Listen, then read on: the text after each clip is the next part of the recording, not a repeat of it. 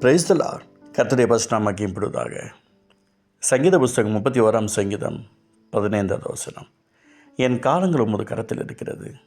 என் சத்துருக்களின் கைக்கும் என்னை துன்பப்படுத்துகளின் கைக்கும் என்னை தப்புவியும். எனக்கு பிரியமானவர்களே, கர்த்தராகிய இயேசுவின் ஆசீர்வாதங்கள் உங்களோடு கூட இருப்பதாக. கொஞ்சம் யோசித்து பாருங்களேன். இந்த அழகான தருணத்தில் கூட நம்முடைய வாழ்க்கையில் யாரை நாம் நம்பியிருக்கிறோம் என்பதற்கு நம்முடைய வாழ்க்கையில் இருக்கிற நன்மைகளும் ஆசீர்வாதங்களும் சந்தோஷமும் சமாதானம் தான் அடையாளம்.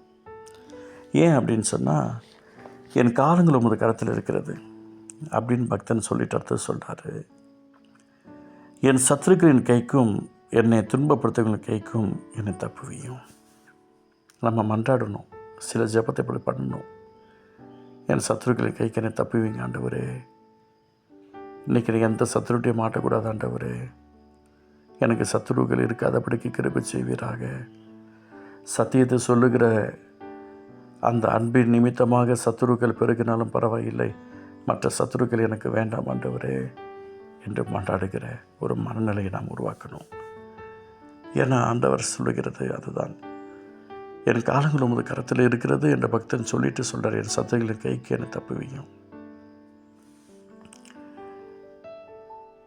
என் சத்துக்களின் கைக்கு என்னை தப்புவியும். என்னை துன்பத்தின் கைக்கு என்னை தப்புவியும். என் சத்துருக்கள் எத்தனை பேர் இருக்கிறாங்க? கவுண்ட் பண்ணுங்க.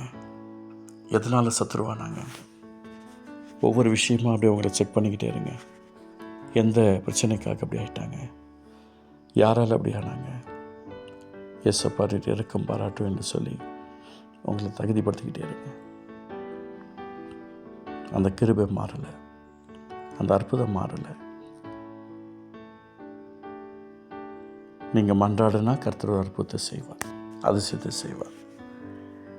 அடுத்தது, என்னை துன்பப்படுத்துகிறவனின் கைக்கு என்னை தப்புவியும். நீங்கள் கிறிஸ்துவுக்குள்ளே இருக்கிறதுக்கு விரோதமாக யாராவது உங்களை துன்பப்படுத்துகிறாங்களா? நீங்கள் பரிசுத்தமாக இருக்கிறதுக்கு விரோதமாக யாராவது துன்பப்படுத்துகிறாங்களா? தப்புவியும் என்று நீங்கள் தான் மன்றாடணும். கர்த்தர் ஒரு அற்புதமான ஆசீர்வாதத்தை கொடுக்க வல்லவராக இருக்கிறார். ஏன்னா இந்த தெய்வம் இன்றைக்கும் மாறலை. நிறைய நேரங்களில் நான் கஷ்டப்பட்டிருக்கிறேன். என் சத்துருக்கள் எனக்கு விடுதலை கொடுங்க ஆண்டவரே.